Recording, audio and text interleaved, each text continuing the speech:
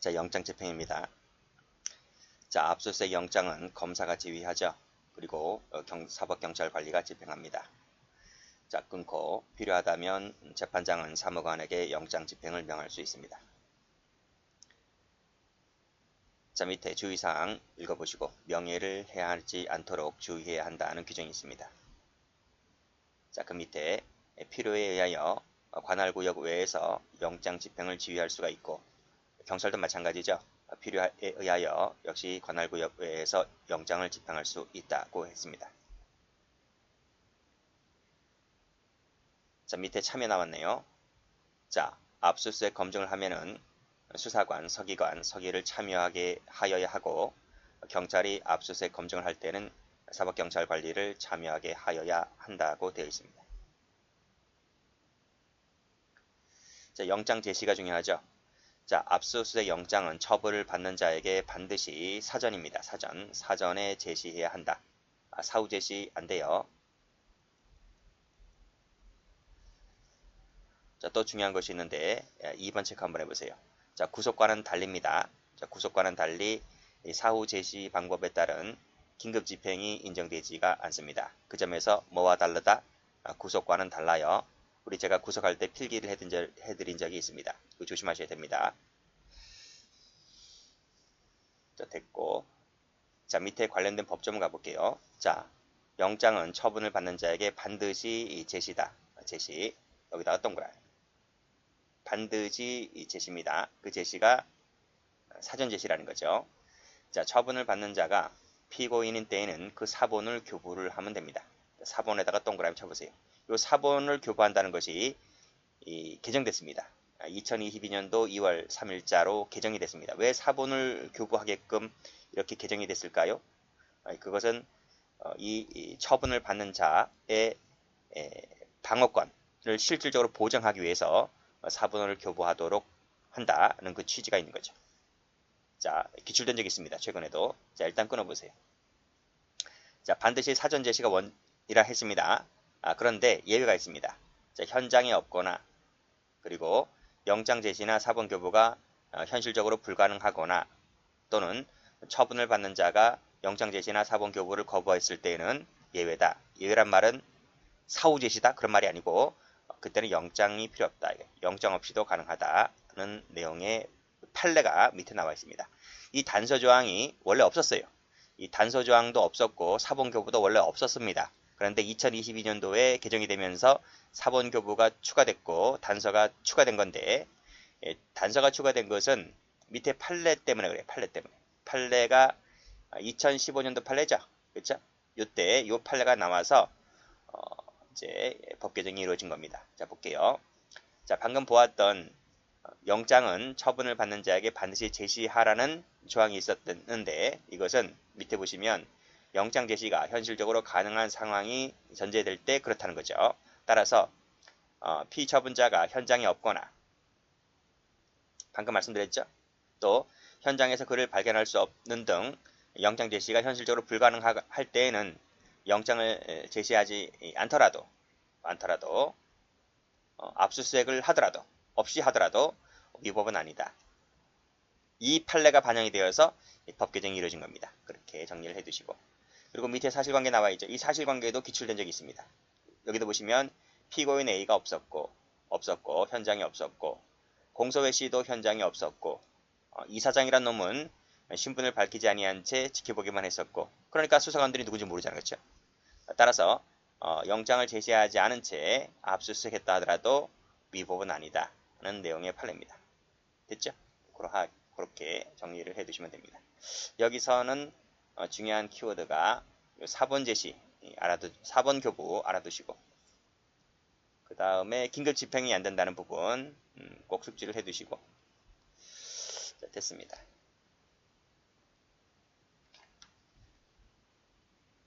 자, 이 판례도 중요하죠.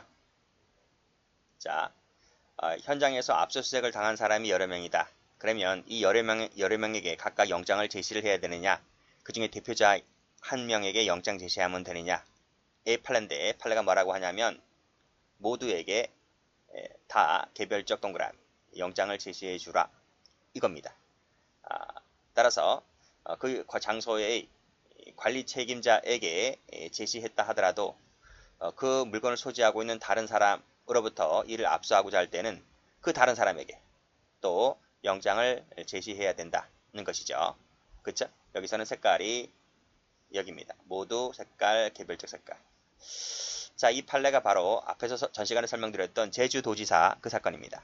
그래서 앞에서는 어떻게 되었었나요? 여기가 제주지사, 도지사 사무실이잖아요. 사무실. 그리고 다른 층에서 직원이, B라는 직원이 이렇게 갖고 왔었다 그랬잖아요. 그랬을 때 여기 직원이 있다면 검찰 직원 A가 있었다면 이 사람에게도 영장을 제시하라. 이러면 영장을 제시해라. 여기 그 다른 물건을 소지하고 있던 다른 사람 누구 B에게도 영장을 제시해야 되는데 검찰 직원이 이 사람에게 영장 제시했을까 안 했을까? 안 했단 말이죠. 그러니까 이것도 위법이라는 거야. 그쵸? 자, 그래서 다시 한번 말씀을 드리면 보통 구조가 이렇게 돼 있겠죠. 여기가 이제 빌딩이죠, 빌딩. 빌딩이면 요 앞에가 이제 1층이잖아요, 1층. 1층이잖아요. 1층 있으면 1층에 현관문이 있겠죠, 현관문. 현관문이 있다. 이거지. 누가 있어요? 여기 관리 책임자, 관리 직원 아저씨가 있겠죠? 그리고 이제 이것이 만약에 10층이다. 라고 하면 10층이 바로 누구야? 도지사 사무실이지. 도지사 사무실이란 말이야. 그러면 A라는 검찰 직원, 검찰이나 검사 등 검찰 직원이 있다면 누구한테 먼저 제시를 해야 돼요? 그쵸? 이 관리 직원에게 처음에 영장을 제시를 해야 돼요. 그쵸? 영장 제시해야 됩니다. 그래야 이제 정식으로 들어오는 거죠. 그리고 이제 엘리베이터 탔죠? 쭉 타고 올라갑니다. 쭉 타고 올라가서 10층에 도달했을 때 10층에 있는 책임자 있겠죠? 책임자? 그 사람에게 또 물건을 소지하고 있는 사람이 있다면 그 사람에게 또 다시 영장을 제시해라. 이런 말. 그러니까 이 사람에게 제시하고 이 사람에게 제시하고. 그렇죠? 그런 내용의 판례죠.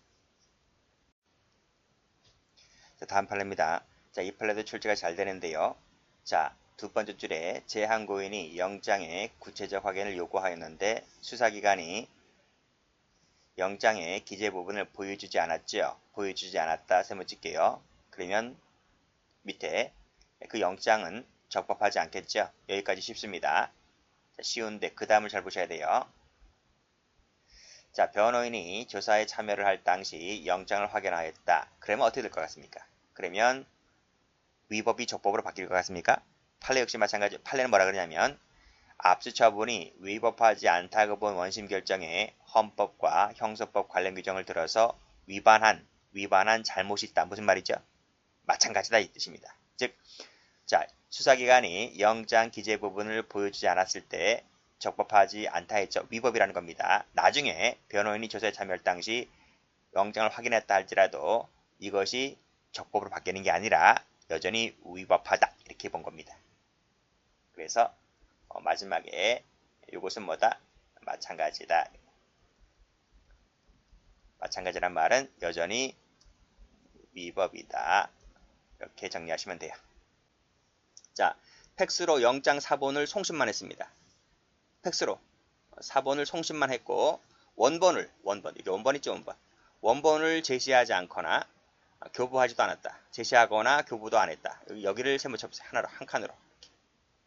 그렇죠? 사본만 팩스로 보냈을 뿐이지 원본 자체는 보여주지 않았다. 제시도 안 했다. 라고 했을 때는 판례가 뭐라고 합니까? 위반이다. 위반. 이기 때문에 위법 소집 증거가 되어서 증거로 쓸 수 있다 없다? 증거로도 못 쓴다. 는 것이고 이 위법 소집 증거 같은 경우는 예외적으로도 되는 수도 있거든요. 근데 예외적으로도 안 된대. 예외적인 경우로도 안 된다. 이렇게 보았습니다. 자, 그렇게 정리해 두시면 됩니다. 이렇게도 나올 수 있어요. 원칙적으로는 안 되지만 예외적으로는 된다. 이렇게도 나올 수가 있기 때문에 다 안 됩니다. 이럴 때는. 자, 영장을 보여줄 때 법관이 발부한 영장에 의한 것이라는 것을 확인해야 됩니다. 그렇죠? 그리고 형소법이 압수수색 영장의 여기 필요적 으로 기재돼 하도록 정한 부분 있잖아. 우리 앞에서 읽었잖아. 그렇죠? 그리고 그와 일체를 이루는 사항을 충분히 알 수 있도록 영장을 제시를 해야 됩니다. 근데 이 부분을 지금 동그라미 친 부분 있죠? 이 부분을 제시를 하지 않으면 위법이다 하는 내용의 판례가 밑에 나와 있습니다. 요 밑에 별표가 되어 있죠? 이 별표가 되어 있는 것은 19년도 경찰 시험에 나온 적이 있습니다. 볼게요. 자, 경찰이 영장을 제시하면서 표지, 여기 표지에 해당되는 첫 페이지, 그리고 혐의 사실에 기재된 부분만 보여주고 나머지는 안 보여줬어. 뭘 안 보여줬어? 여기 이 필요적 그리고 일체를 확인하지 못하겠다 하는 거죠. 그러니까 이걸 안 보여준 거야. 그렇죠? 나머지만 보여줬다라고 했을 때 이것은 적법하지 않다. 또 마지막으로 적법 절차도 아니다. 이렇게 보았던 판례입니다. 그래서 이 판례는 여기다가 색깔 칠할게. 이 부분 보여줘라. 자, 다음 판례입니다. 자, 수사기관의 압수수색 절차 과정에서 처분을 받은 자가 미성년자일 때 과연 영장 제시는 그 미성년자에게 해야 되는지 아니면 그 부모가 있다면 그 부모에게 영장 제시로 가름할 수 있는지가 문제가 되는데, 판례는 미성년자라면 그 미성년자에게 영장이 반드시 제시가 되어야 한다는 거죠. 따라서 그 친권자에 대한 영장 제시로 통치자, 즉 가름할 수는 없다는 것입니다. 반드시 미성년자에게 제시가 되어야 하고, 그리고 미성년자에게 제시가 되었다면 그 미성년자 측이죠. 미성년자 측에게 영장 집행에 참여할 기회를 보장해야 된다는 것입니다. 같은 논리로 친권자 X. 자, 됐습니다. 자, 영장 집행할 때 누가 봐야 되느냐, 누가 참여할 수 있느냐의 부분인데, 참여를 할 때는 그렇죠? 검사 와야 되죠. 검사가 오거나, 물론 대부분 검사가 오죠. 검사 오고 밑에 직원 들어오고, 그리고 당의 당사자인 피의자나 피고인, 그리고 변호인, 그렇죠? 이 사람들이 집행할 때 참여할 수 있습니다. 자, 이 집행할 때 미리 집행 일자, 장소를 전조에 규정한 자에게, 이 사람들 피의자, 피고인, 변호인에게 통지를 해야 합니다. 통지를 해야 하는데, 통지하면 이 친구들이 다 증거인멸하겠지. 그렇잖아요. 뭐 검사나 검찰에서 온다고 하니까 뭐 꼭꼭 숨겨놨던, 장롱에 꼭꼭 숨겨놨던 것을 거실방에다 모아놓는 게 아니잖아. 우리 다 모아놨으니까 이거 가져가세요 이렇게 하는 게 아니잖아. 손님 맞이하는 것처럼. 그게 아니라 증거인멸하겠죠. 그러니까 누에 통지를 해줘. 따라서 단서조항이 뭐냐면 증거인멸할 소지가 있기 때문에 급속을 요할 때는 예외다. 그 말은 급속을 요한다면 통지하지 않고 바로 들어가서 압수수색 영장을 집행할 수 있다는 것이죠. 또 하나가 있는데, 참여하지 않겠다는 의사를 표시했을 때도 바로 통지하지 않고 들어갈 수 있다는 것이죠. 여기서는 급속이라는 것이 더 실무적으로 더 의미가 있겠죠. 급속을 요할 때 라는 부분.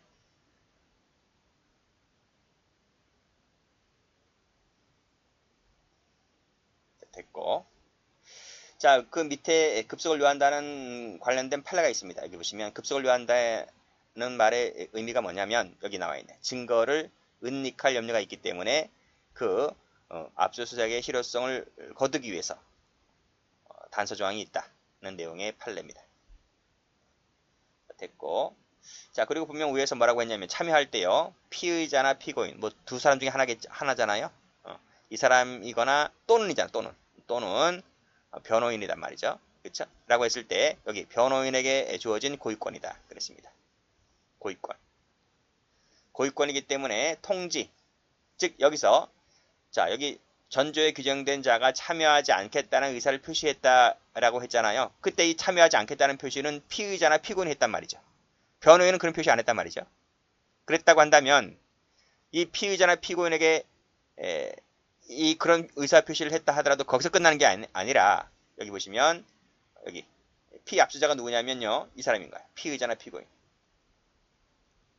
피의자나 피고인이 참여하지 않겠다는 의사를 표시했다 하더라도 특별한 사정이 없다면 그 변호인에게 통지를 해줘라. 통지하는 등 참여할 수 있는 기회를 별도로 보장해라. 이것이 판례입니다. 왜? 고유권인이라서. 대리권이 아닌 고의권이기 때문에 피압수자가 그렇게 의사표시를 했다 하더라도 그건 네 사정이고 변호인에게는 따로 통지를 해라. 이게 판례입니다. 됐고요. 여기서는 고의권이라고 하는 부분 색깔 칠하기. 자, 됐고, 자 밑에 판례. 여기 조문 다시 한번 가볼까요? 여기 집행할 때 참여할 수 있다 했잖아요. 집행을 할 때, 집행할 때 지금 참여할 수 있다고 했잖아요. 집행은 뭐지? 집행 중일 때, 집행 중일 때 참여할 수 있는 거야. 집행이 끝나면 의미가 없지. 집행이 끝나면 왜 참여를 해? 집행이 끝나면 집에 가야지. 그렇잖아요. 그래서 집행 중일 때 참여인 거예요. 그 판례가 여기 나와 있습니다. 자, 수사기관이 그쵸? 밑에 압수를 제출받아 압수를 하였다면 이게 무슨 말이지? 압수를 하였다면 압수 중이 아니고 압수가 끝났다는 얘기잖아요. 그쵸? 그러면 이로써 그 절차는 끝난 것이다. 끝난 것이다. 따라서 수사기관이 압수가 끝났기 때문에 이 관련된 자료 등을 전부 다 경찰이나 검찰청이 갖고 왔을 것 아니겠습니까? 그쵸? 그 사무실에서 압수된이죠. 된 과거형입니다. 된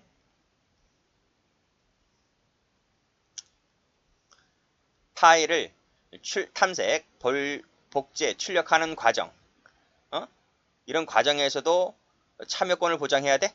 그건 아니다는 거죠. 그거는 아니다. 그거는 아니다. 왜? 압수수색이 다 끝났기 때문에.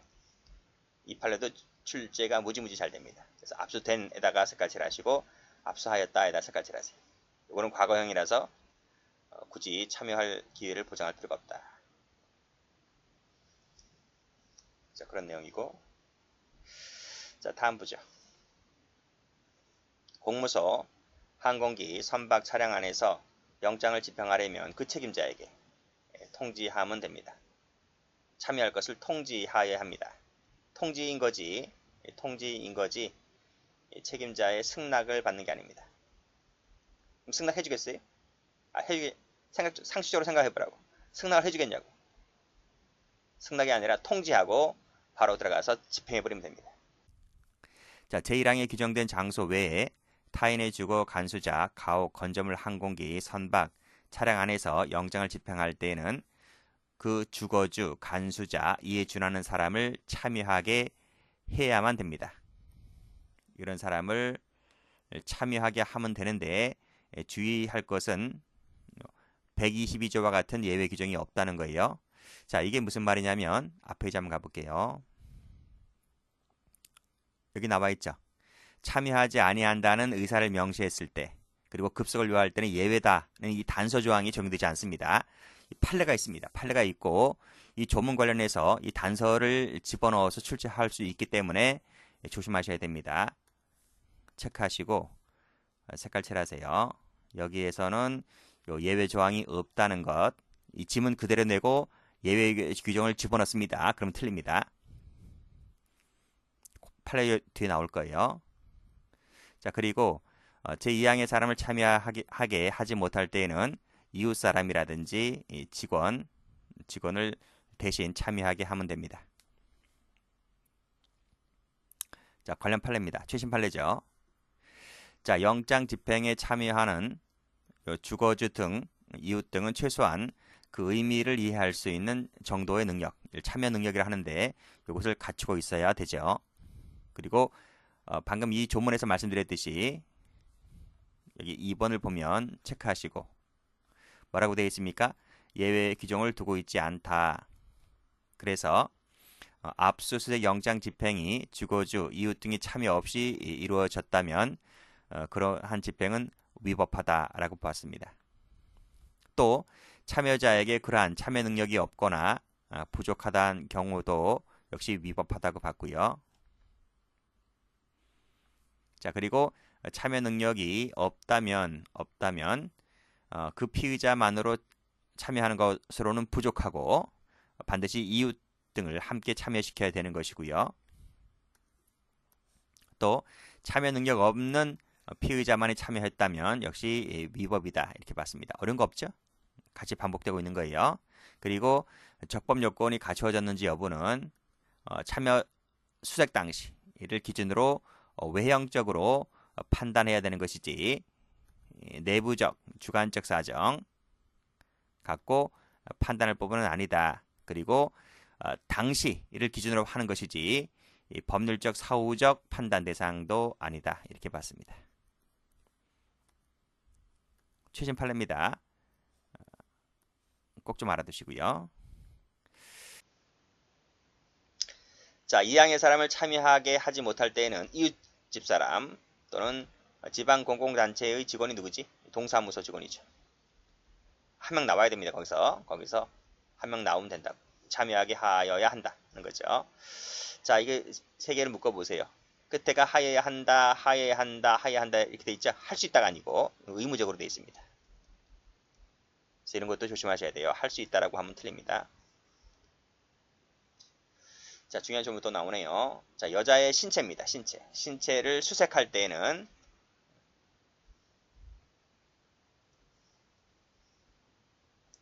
여자입니다. 여자의 신체를 수색할 때는 성년 여자를 참여하게 하여야 한답니다. 여기도 의무적이죠. 성추행 등 불미스러운 사건이 터질 수가 있기 때문에 의무적이다. 그렇죠? 여자입니다. 여자면 되는 것이지 CF 의사는 참여할 필요가 없습니다. 왜 의사를 정리하면 비교되는 조문이 있기 때문에 그래요. 자, 됐고 뭐 여기 성년, 미성년 갖고 장난치지 않습니다. 미성년의 여자 이렇게는 안 나오거든요. 그러니까 성년의 여자다 이렇게 보시면 되고 수색할 때 그랬습니다. 수색할 때. 자, CF 하시고 여자의 신체를 검사할 때 검사 시에는 검사입니다. 이때는 수색이 아니고 땡땡 그때는 똑같이 성년의 여자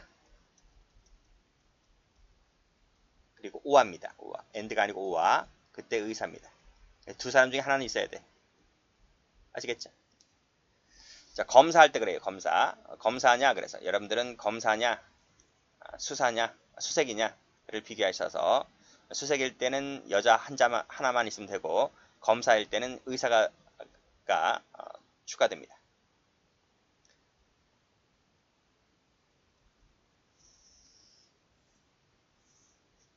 됐죠?